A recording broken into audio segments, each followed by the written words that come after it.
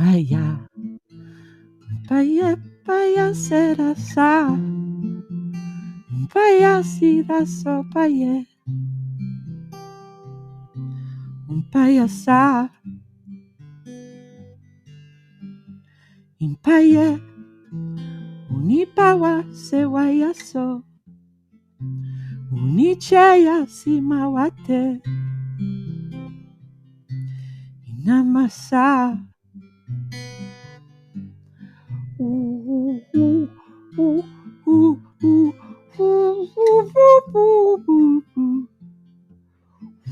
Woo, woo, woo, woo, woo, woo, woo. Woo, woo, woo, woo, woo, woo, woo, woo.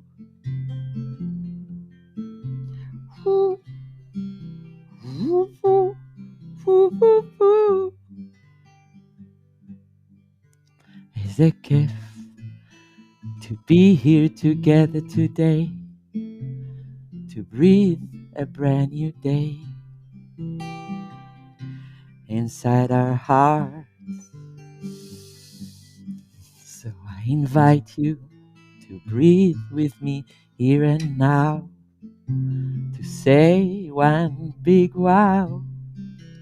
It's a new dawn, it's a new day, my beautiful friend. Oh my, yeah, yeah, yeah, yeah, yeah. Ooh, ha, ha.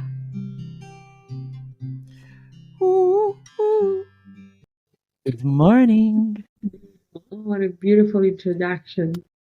Hey, beauty. How are you?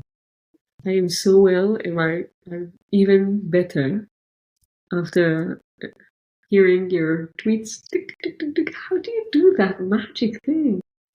I don't know. They arrived to me one day. They're just and, sitting they, inside your heart, huh? and they stayed. I have a little nest in my mouth, and they're all there tweeting. Good. For beautiful people, we're going to have a sacred moment with Laor. She is a magician of sound that is coming from the depth of the earth and the highest of the realms. For you, I'm so happy that you are with us. I'm very happy to be here, really. Yeah, spring is slowly arriving, and with it, new moments, new breath. And I love this cycle, although in Europe it's not such a big cycle, but coming from winter and fire and slowly arriving to spring, which is always blooming. And with nature, our heart is also. We know each other for such a long time, and we had this privilege to witness each other evolving and growing and refining our medicine and committing with devotion to our medicine and going through the highs and the lows of being the one who brings light, the one who brings medicine, the one who stand there for others. And I love the way that you lead. I love the way that you lead your life. Thank you. Yeah, and I love to bring your journey, which is really unconventional, to the heart of the listeners, because your work is, in general, going deeper and living inside out. But every step that I am very much aware of, witnessing you and seeing you and being under your wings and in your sacred space and receiving your medicine of healing through voice and through grounding in your frequency.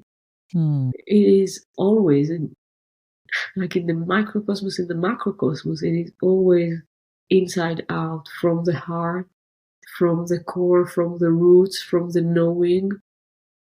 Thank you. Up into life, into reality, out there, into society. I feel that this is something that you're really standing for.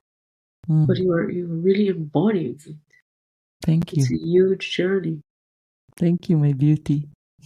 Thank you, How my was love. it? How was this gradual commitment into being out of norm?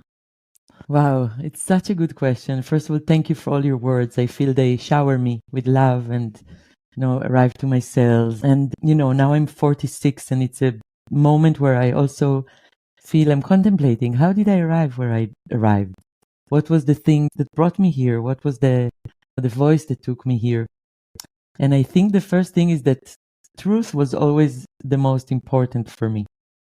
Since I was a kid, I remember like the truth of what is inside everyone, the truth behind the masks, the truth behind the behaviors. And I think that in some ages was not really easy because it always pushed me a little bit to stretch myself beyond the norm. But it was stronger than me. The truth or the deepening or really like always this, sometimes it can be annoying, this being that wants to go in and know what's behind that and what's behind the behind. And I'm very grateful because I feel now when I'm, let's say, in this age and I look at the world, I'm really happy about it because I feel this is my medicine beyond music, beyond voice. Voice is my tool, or music is my tool that I received. But the medicine, or what I'm passionate about, is to help people to connect to their truth and to accept it and to allow it. Because when when each one allows themselves to be who they are, we are, let's say, this is for me the Garden of Eden. Even if it's not easy, even if it's not always roses and butterflies, it's making such a relief for the human being. This relief, yeah, that's who I am. Or that's what I feel now. Or this is the voice that I have at this moment. So I'm not that or that.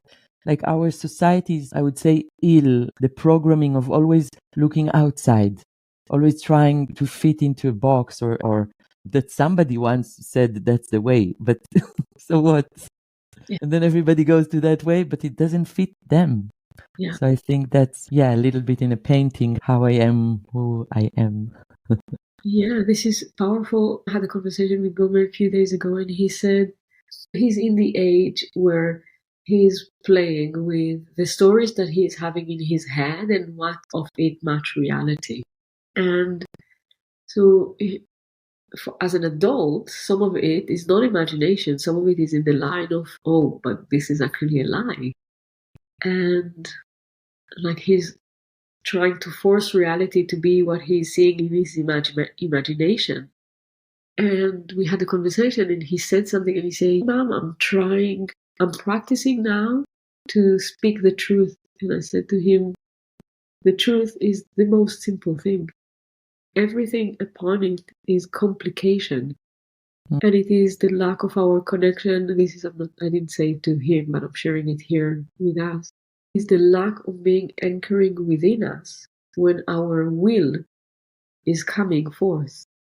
And we don't feel the freedom to follow this will, to follow the voice that we hear inside of us, that lives inside of us. And we try to get it through the mind. It gets complicated. And then we're saying goodbye to the truth within us and we try to create something illusionary instead. Absolutely. And I think there is a simple maps that we can follow. We have our body, and that's an amazing map on the physical plane. Just to sense it, sensing the breath. Okay, that's already something that is beyond what, because usually our mind is creating stories in general. And the best is to have the mind as your good, how you say it? Yeah, a good worker in your company. Let's talk about it like that. And we tell them what to do, and now they will work for the company, which is us. If we can call it a company, we can call it a garden, and we can call it many things. But the mind, when we give the power to the mind, we're just getting very confused and disconnected from what's going on. So there is the physical, there is the emotional, which can be sometimes a map to understand what's happening to me now. Doesn't mean that this is like the ultimate truth. It's the truth of the moment. And then there is the more subtle energies that can always which I think we do a lot in our work. Like we create like a beautiful place where we can always connect to, create or just connect to what is already up in the creation, in the divinity. And we all the time tap into that energy as a source of helping this mind to relax. And for me, music and expression is such an amazing tool to connect to the moment and also to express this craziness that we have. Why do I do like this? Because it's not craziness, it's just we are so boxed with all our feelings and our education, and we become so polite, and there is society and blah blah blah, everything that I love to work with when I see people in this, because it's like let's take it out, let's give voices to everything that is locked inside of us, and then we can tap more to the truth, because it connects us to actually the presence. Yeah. But the thing with music is that it's really a dance, a mutual dance between the sound, the music, and the voices that you are using to connect to yourself. And also, I would say that the music is using you in that sense to activate the tribe, to activate life, to activate goodness. It's like there's an entity. Music is not something flat. Absolutely. She's a queen. And I many times feel if the whole world would sing, if parliaments will open the day with a song all together, and not a joke, like why not? Even simple hallelujah, simple song that actually praises this life. All the decisions of the politicians would come from a different place. Because first of all, music was here forever and ever. They say the world was created in sound, with sound. Yeah. So it's like music is the thing that all the time reminds us the divinity inside of us, the divinity that is. We sing to the divine, we sing to connect. The stories in the Bible and this about the temple and thousands of people walking to the temple to sing and pray together, because this created such a powerful vibration. And today in the world, there is also a few beautiful people that work in the pyramids in Egypt, or taking people to Peru to stand and sing together, to align hearts, to align the earth. So I have goosebumps when I speak about it. And for me, one of my passions is to help remind all of us that music and voice is our born right. And it doesn't matter if you don't sing like Aretha Franklin, or because they had their voice, they had their music, they had their path. Each one of us is like a tree, like a wind, like a drop in the ocean with our own unique sound. And this is so beautiful. And the only thing we have to do is just, shed all these layers of the mind that tells us, oh, I can't sing, or, oh, I'm not a musician, which is so Western. It's like our Western diseases. Yeah. No, only whoever is this. However, Sorry. once you start singing, once you start even humming, it's inevitable. The music lives inside of you and it starts being there, right? So take the name out of it and give it the permission to be who you are. Absolutely. You took the music so much into bringing the voices of nature, into bringing the voices of the gods, into bringing the voices of the inner child. Like, it's a symphony. When you're working with music, it's a symphony. Thank you. I feel when I allow myself to connect to the place that is my love, my life, my nature, then I feel I sing from this place of earth, of nature, of humanity, not the human being that is humanity. I feel there are so many beautiful ways for us to walk and just to discover them, like new ways in the forest. And we keep limiting ourselves to something so narrow, as beautiful as it is. Like the Western music is gorgeous. How many amazing musicians we grew up on. But the music that really touches us also with these amazing musicians, they did their music. And that's the biggest difference, is that so many people are trying to imitate other musicians. But the ones that really touch us are the ones that channeled their own music. Even the Beatles for me were a channel that came through these four beautiful beings, but it opened one channel of music through them. Yeah. And this is what I feel is like when people allow this channel to come, whatever it is, it moves the earth, it moves the wind, it moves the mountains. Yeah. And could we take some moment to speak about the initiations that you had to go through to be that channel yourself, to bring this nature through you?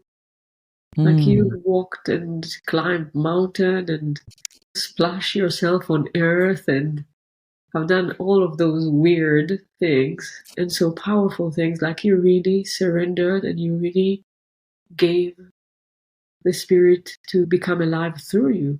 Path of initiations after initiation. Thank you. I love speaking with you because it makes me like look back and yeah, I've done a few things already. Because sometimes you wake up in the Several schools, morning. we could say, mystic schools, where we've been together and walked together through shamanic healing, through the medicine. Like all of those aspects are places that one is taking himself to create this portal. When you're saying, okay, the Beatles are created the portals, right, but the Beatles also, in their own personal development, they took themselves into the edge again and again, and they've met their limitation to crack themselves open.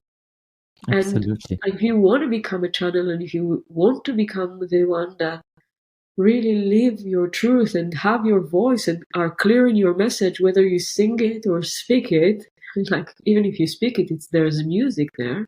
There's Absolutely. poetry in your words, and there's something in it that in this journey is that you're willing to meet yourself in the places where you thought you wouldn't go through, right? And you had so many initiations. Yeah, and you said when you thought you wouldn't go through, but I think I was not really thinking. And this is something, actually yesterday I had this incredible human design reading with this incredible woman. And I put it here because it was amazing. It again brought all my life, my What's your energy human field. design now? I'm curious. Human design is this No, what is yours? what is manifesting generator, but with a very strong, a few strong motors, a lot of energy, basically a lot of energy. But the thing that came there is you can't do anything from your mind, like anything that you think, oh, I'll do that. So anyway, it's not to go really into it, but the way this woman said yesterday, nothing you can go with your mind, an idea and then to follow it. It always comes from within you. And she said, if you look back in your life, that the moments that really took you are the moments that just happened and arrived to you and took you somewhere. The reason I'm saying it because it's true. Like when I look at my path, I wanted to be a lawyer. When I was 14, my dream, because of LA Law on TV, that I love this series, and and TV, not being a lawyer. No, I wanted to be a lawyer and merge companies, and I had this whole vision of New York City, and I'll make, of course, billions by the age of 30, and super sweet. Millions of lives. Exactly. So when I look back, first of all, this power to channel was always there, because if I look back, even as a kid, I loved being in characters all the time. So I would go home, like my mom would wash dishes and I would come like with the mop. Hey, what's up? As if I'm an old lady kind of cleaning the kitchen. So this thing of translating the world through body and like creating different things out of this kind of reality was always there. And then I went to acting school, and in that time, when I was in acting school, which was after India and yoga, I have so many initiations. My first initiation was yoga, definitely, in India. And then I met the medicine, I met the plant medicines, and I think that's what just took me. So there was no thought involved. Very fast, this energy just took me and opened my voice, and sounds started to go through each and every cell, and I really saw them inside my body and space. And very fast, it was just all I could do. So it was not a thought. Because actually when I had my mind, it was like, no, but I'm not a musician. I didn't learn from age 5. I was not playing piano. I was not. So my mind would tell me actually different things. You're not good enough, But I just took guitars and this amazing music started to come, and songs with words. And so it was stronger than me, this initiation. And then, of course, we can speak a lot because I'm a medicine woman. I guide people into these realms of healing and sacred plants, but it was never my plan. I also, when I was walking this path, I was like, I would never guide it because it's such a big responsibility. And it's so beautiful to sit in other people's ceremonies and play. But it was stronger than me again. So now I've been since 2007. So what is from 2007? I'm guiding people. And I'm on this path from 2001 probably, or 2000. So that's many years. But as I say, the initiations, I can speak about certain initiations, but it's mainly arrived to me, to my life, and just arrives. So there is no thoughts behind it. Yeah. It arrives, it vibrates with you, and it calls you in. And suddenly this incredible music started to go through me, which actually, now that I remember, I was in awe. I was like, wow, what is that? Where am I? It was not like a singer-songwriter. Now in the morning I will wake up and now I will write about my last breakup. I don't know. Walking down the street, I see my beauty. Or whatever, which is such a beautiful art. And it was not really my art. I was just like sitting there inspired, and suddenly, boom, I was more like a song catcher rather than a songwriter. I was there with my net of love. And suddenly from the start, Agrade after a ceremony in Colombia. And I take the guitar and it comes with the chords, with the words, with everything. And now it's one of the most sung songs in the world of healing and gratitude. Or children's song suddenly comes to me, Child of the Sky, that is so loved all over the world and inspires people. And I think it was stronger than me because my mind, I come from a family academic, my mind told me exactly the opposite. You need to study your computers or something. You're smart. You have a smart mind. In the beginning, what is this? You're not. And it makes me laugh today because when I help other people that start to tell me, but I'm not that and I'm not that. And I'm like, you're all that. You just need to release your mind because our minds are so programmed. It cannot understand even those realms. It really cannot understand the realms. The mind is sitting in a place that is here to support and collect information. And in those places where you're being taken, you're being taken. That is the word for me. Although it's like a mutual moment where you are just awakening the knowing inside of you, you become really who you truly are. Because in some way, everyone is a song catcher. But are you willing to really do what is needed? And again, not needed mentally, but really following, unfolding into the unknown, being less of who you are, to be truly who you are. Absolutely. And I feel I really want to highlight it that you speak about it like in a very easy way, but I know that like you speak, there was some judgment from my mind and so on, and it happens to everyone. And it is really an inner balance, we can say, that one can find inside, where the mind or society or the parents or what you think about yourself. I was thinking that I'm going to be an architect, and I was really moving forward with it greatly even.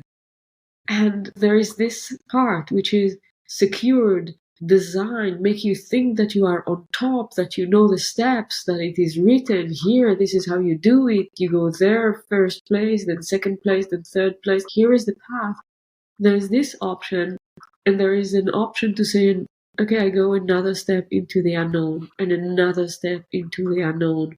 And while I'm going into the unknown, it really an unknown walk, and I'm falling, and I'm stumbling, and I'm vomiting, and I'm crying, and I feel disconnected, and I feel connected, and it's really unsecured. And at the same time, it is blissful and fulfilling and real. Absolutely. So much, yeah. No, it's a jungle, absolutely. Now I speak about it like an easy path, but of course and it also has to do with ages. I'm really now in this feminine maturity, and yes, in the 20s and the 30s we are searching, and it can be very painful also. And I feel if there is a gift I can give humanity, there is an inner compass that the reward is, let's say, joy or contentment. And I'm not talking about happiness all the time, but yes, we have an inner compass. Am I happy? Do I feel good? And this, I feel, for me, was an inner compass that all the time pushed me in different places. Because, okay, I'm working here, and it sounds a bit shallow, but it is. Like, people that don't do this search in their 20s, they will have a midlife crisis, the classical one, which is true. It's happening because at one point we need to wake up. So either we wake up early and ask the questions, or we wake up later, or we wake up much later. But there is a point in this life where a human is needing to ask himself, why am I here? What is my purpose? Why am I a human being? Why did I come to this earth? And this point some people, it comes very young and throws them on these journeys. And for some people, it will arrive in their 40s, in their 50s, and suddenly they found themselves with something on their back and going into unknown land. What else came to me before when you were talking? It will come back. Come back. I want to bring one last thing. It's a very bizarre question to ask. Shoot, my love. Yeah, because it's not even a question. But I feel so strongly that I need to bring that here. Because this path that we're speaking of is under the name, we call it spirit now in this conversation, we call it truth, we call it simplicity, we call it bliss. And another name to call it is divinity and infinity. How does it feel inside of you? Divinity and infinity? Yeah. Divine and infinite. Yes. Divinity, yeah. Divinity is like, for me, when you say divinity, for me, she's a golden queen. I feel the realms of gold and beauty and like this golden sparkles. And she's feminine for me, divinity. Like a bit like Shekhinah in Hebrew, the feminine part of God. The Shekhinah. And infinity, when you talk about it, it brings me, of course, to the great infinite. But it's also a place I can't really speak about it, because when I speak about it, there is no infinity. It's almost like the one we speak in the Jewish religion about the one. It's something we can't grasp. We can only, from my point of view, we can only give thanks to it or devote ourselves to it, but we can't really speak about it or grasp it. Infinity, because, and actually it brings me to a really sweet story. When I was, beautiful. When I was 5, 6, before sleep, I always had a lot of thoughts, a lot of energy and thoughts. And I think first grade in Israel, you learn the Bible story and you learn about Adam and Eve. And she took the apple of knowledge or consciousness rather than the apple of eternal life, eternity, infinity, eternity. And I remember myself for days before sleep, like mind screwing, going inside and, okay, so what if Eve took the apple of eternity? What is eternity? And I remember I was 6. I was first grade. I was even a bit before 6. And then my mind it was a game. And my mind would say, you leave. And then my other mind would say, and then stop. And then the other mind said, no, there is no stop. It's forever. You live. And my mind couldn't grasp it. It all the time had to put a stop. And my other part would say, no, it drove me crazy. I tried to understand with my child, pure mind, what is infinity? And it drove me crazy because there was no infinity in the mind. My mind all the time, and stop. No, there is no stop. You go on and stop. No, there is no stop. Talking about this, we can have blinks of infinity. Capture things, right? It needs to have an image, and to tell the stories, this is the functioning of it. And I don't know why I felt this urge to ask this abstract question, but as you were speaking about it and bringing your child story, I felt, can we anchor ourselves that it doesn't really matter that we ate from the fruit of knowledge, because the infinity is there in the ebb and flow of where we are seeing as alive and not alive. It is stopping or not stopping, it's just what it is being said. And I feel that this mutual connection that I have with you around our shamanic initiations, around our medicine journey, and serving our medicine and evolving through that, is that it can take so many shapes and forms. But the roots that we're speaking of, like they are rooted both in earth and in spirit. And you talk about this, and I say it doesn't really matter what each one of us does, as long as we feel anchored in the divine. It's a gardener, it's a cook, it's a lawyer, whatever it is, when we are in our purpose, and our purpose means we feel aligned, we feel good, we feel we're doing our thing and making good with it. And actually, I saw a beautiful, it's amazing, everything connects. I saw a beautiful, tiny few sentences from Adyashanti, which is a beautiful spiritual teacher from our modern times, that spoke the real self never went on a spiritual path, doesn't look for anything. Our real self didn't go to meditate, doesn't need to meditate, didn't think that he needs to find anything. And it's so beautiful to remember always to fall into this place. There is nothing really we need to search. Our real true self is always here. And it's more how to turn off this mind that thinks we need to do anything. And when we fall into that, when we sit into that, when we rest, for me it resonates as a rest. From there, new plans can come. And then we need courage.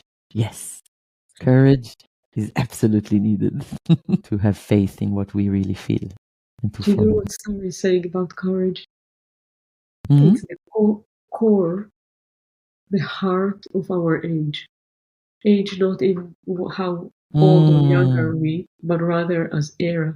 The heart of what is happening. This is courage, be in the heart of what Amazing. is happening now. Courage. Courage.